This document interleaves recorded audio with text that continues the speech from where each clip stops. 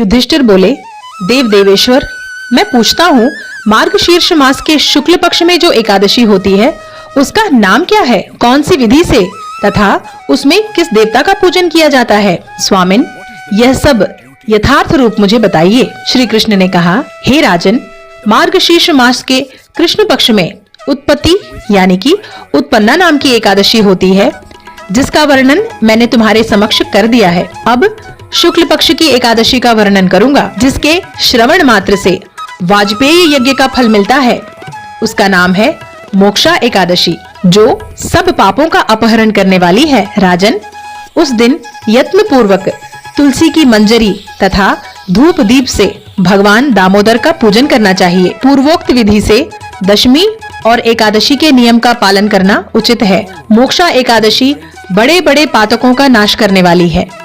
उस दिन रात्रि में मेरी प्रसन्नता के लिए नृत्य, गीत और स्तुति के द्वारा जागरण करना चाहिए। जिसके पितृ पापवश नीच योनि में पड़े हों, वे इसका पुण्य दान करने से मोक्षों को प्राप्त करते हैं। इसमें तनिक भी संदेह नहीं है। पूर्व काल की बात है। वैष्णवों से विभूषित परम रमणीय चंपक नगर में वैखानस नामक एक राजा रहते थे। वे अपनी प्रजा का पुत्र की भांति पालन करते थे। इस प्रकार राज्य करते हुए राजा ने एक रात स्वप्न में अपने पितरों को नीच योनि में पड़ा हुआ देखा। उन सबको इस अवस्था में देखकर राजा के मन में बड़ा विस्मय हुआ और प्रातःकाल ब्राह्मणों से उन्होंने उस स्वप्न का सारा हाल कह सुनाया। राजा बोले, ब्राह्मणों, मैंने अपने पितरों को नरक में गिरा देखा है। वे बारंबार रोते हुए मुझसे यूं कह रहे थे, तुम हमारे तनुज हो, इसलिए इस नरक समुद्र से हम लोगों का उद्धार करो। द्विजवरों, इस रूप में मुझे मेरे पितरों का दर्शन हुआ है। इससे मुझे चैन नहीं मिलता। मैं क्या करूं? कहां जाऊं? मेरा हृदय रूंधा जा रहा है। द्विज उत्तमों, वह व्रत, वह तप और वह योग जिससे मेरे पूर्वज तत्काल नरक से छुटकारा पा जाएं, बताने की कृपा करें। मुझ बलवान एवं साहसी पुत्र के जीते जी मेरे माता पिता घोर नरक में पड़े हुए हैं, अतः ऐसे पुत्र से क्या लाभ है? ब्राह्मण बोले, राजन, यहाँ से निकट ही पर्वत मुनि का महान आश्रम है। वे भूत और भविष्य के भी ज्ञाता हैं।